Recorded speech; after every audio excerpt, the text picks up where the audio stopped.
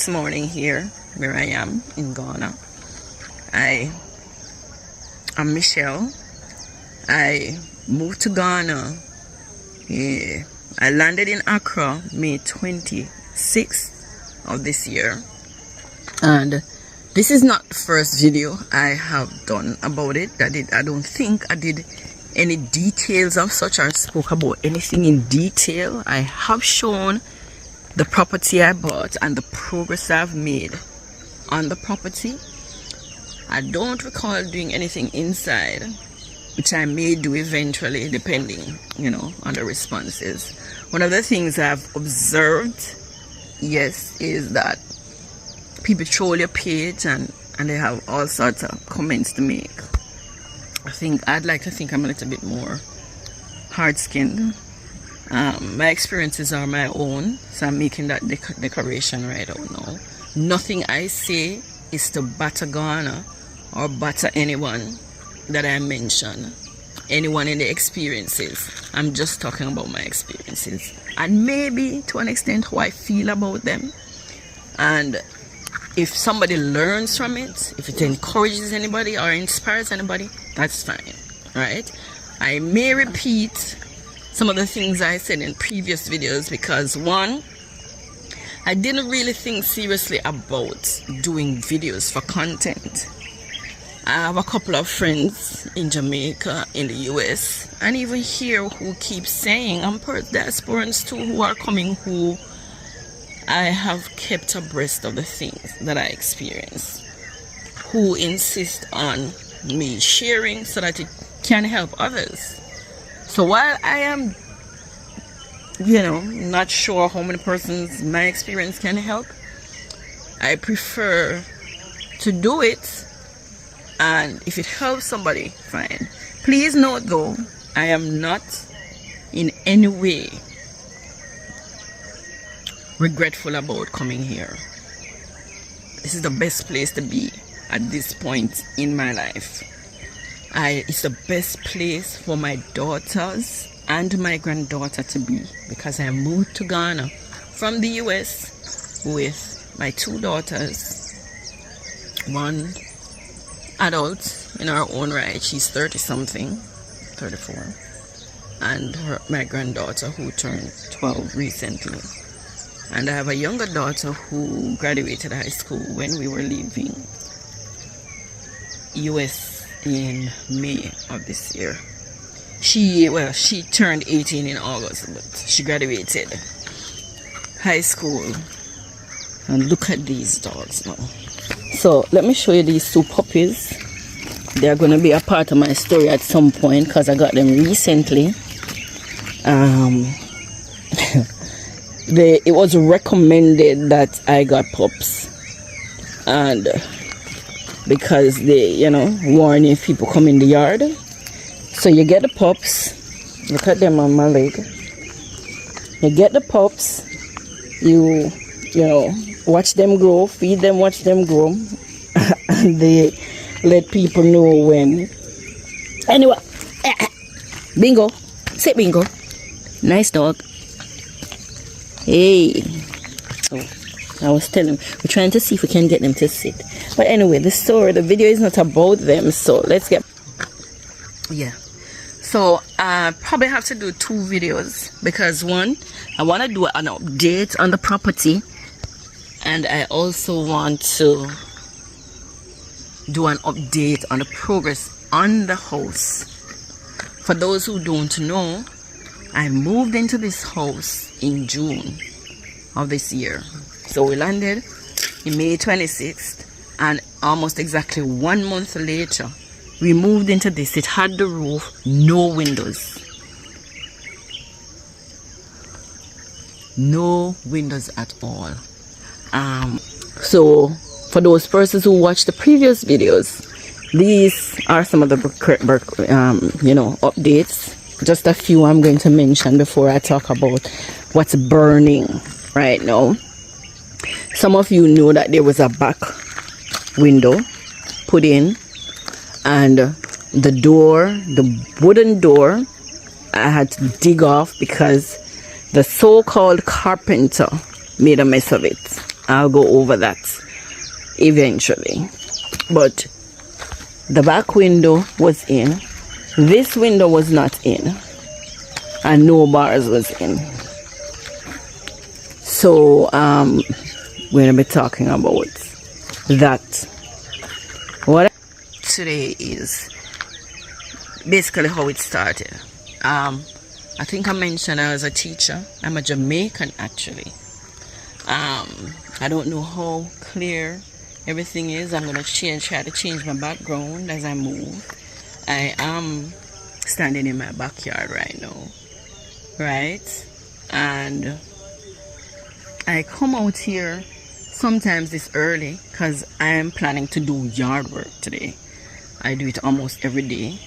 I have learned to take days off because this can be a full-time job, let me tell you that. So I am going to be weeding. The yard is bushing up in certain areas after I weeded them. So I'll be weeding, but I needed to get this video out before I forget what I wanted to say. Now, I came here in May 2025, sorry. I have been teaching for 20 odd years. I taught 19 years in Jamaica, and it got to the point where it was just frustrating being there, to be honest. I did a degree in 2000. Well, I finished it in 2007. My daughter was born in 2007. So having the degree, I felt, would have changed my life then and there.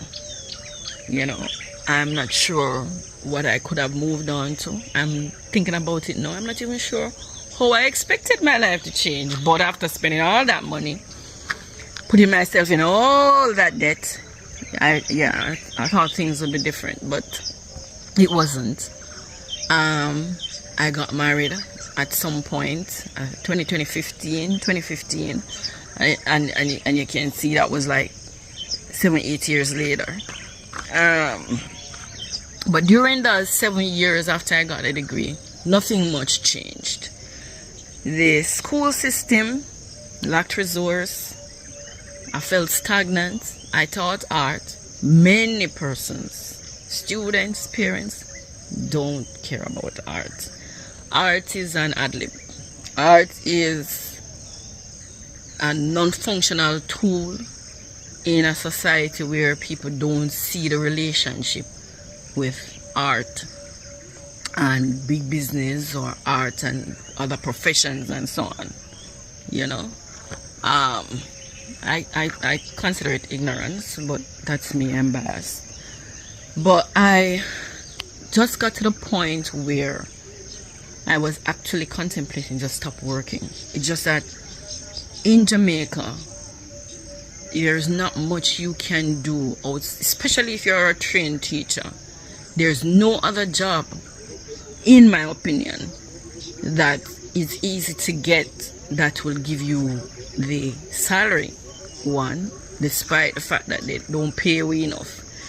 You're struggling. I was at the point where I couldn't go to the supermarket. There was no money because I had house loan, car loan, and grocery was just not something my salary could cover. In fact, the loans I was paying back at my credit union, I paid it's salary deduction. You take it out of the salary, and a week or so later, I'm back at the credit union taking back the principal. Right? The interest goes on, so it extends the loan over, and I did that every month for years. Years. So I wanted something different. That's just what it led. But two, I believe firmly that the Most High, when you're in situations that He wants you out of, He allows situations that will push you out, kick you out, really. And I think that's what happened with the principal I had at my school.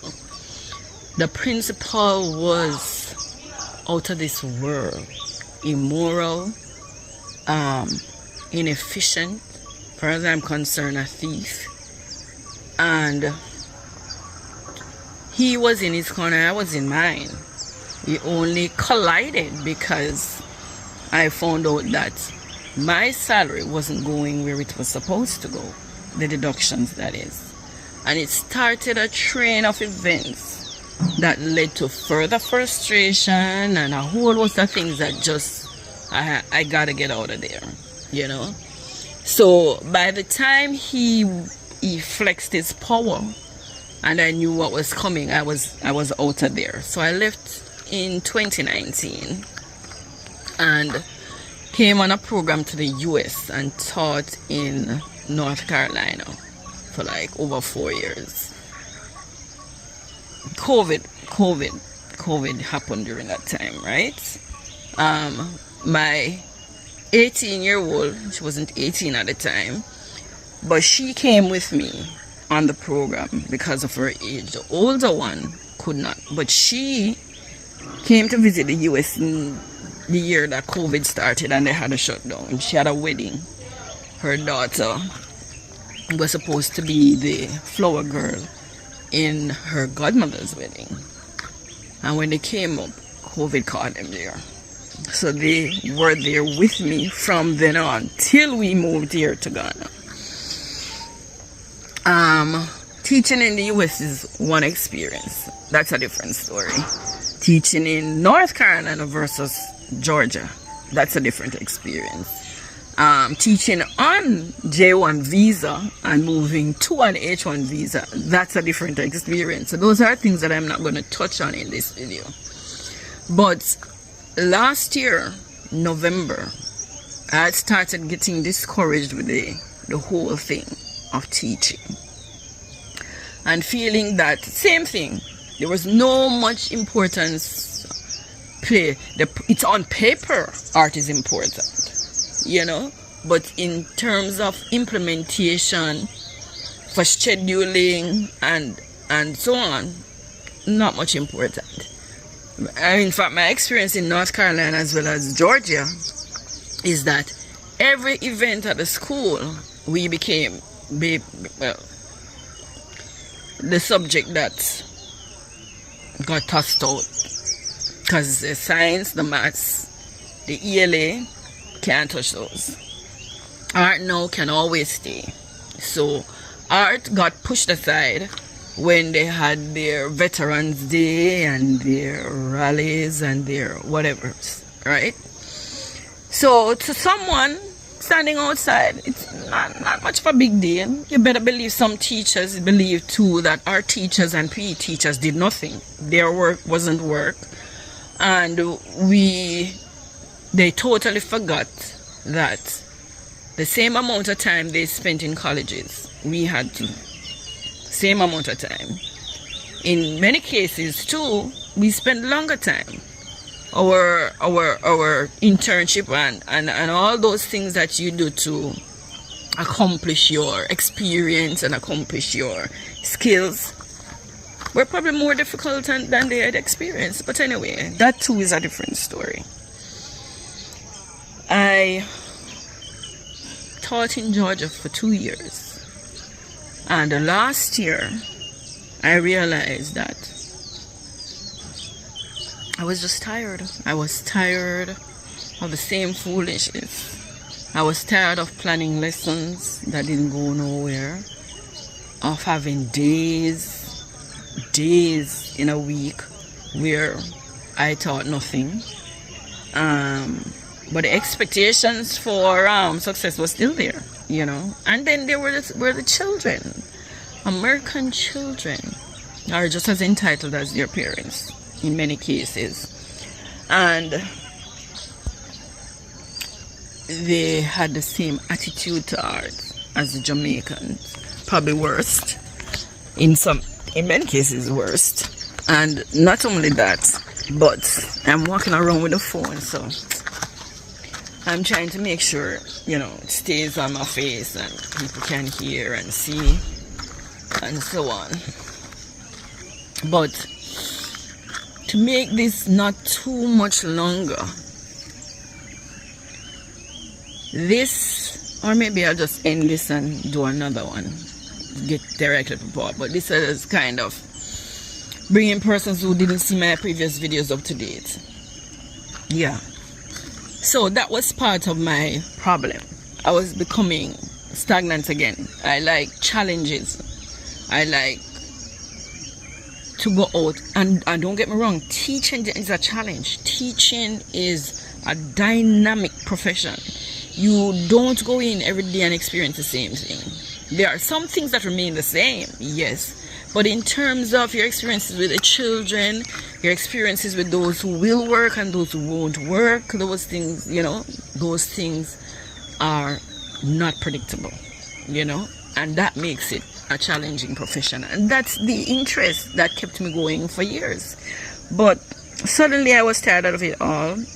I was experiencing things that led me to believe that my body, my health was going. I had started having problems with my hand that led me to believe, you know, that I probably have nerve issues. And then there was this sudden high blood pressure since I got to the US that became, you know, consistently concerning. I'm not somebody that I'm not one of those persons who consistently wash my health. I try to eat, you know, healthy.